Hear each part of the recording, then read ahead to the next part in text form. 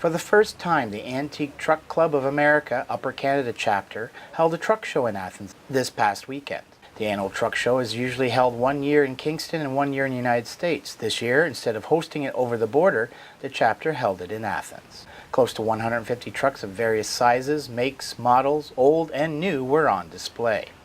The trucks came from as far away as Virginia, Pennsylvania, and Quebec, as well as from Ontario.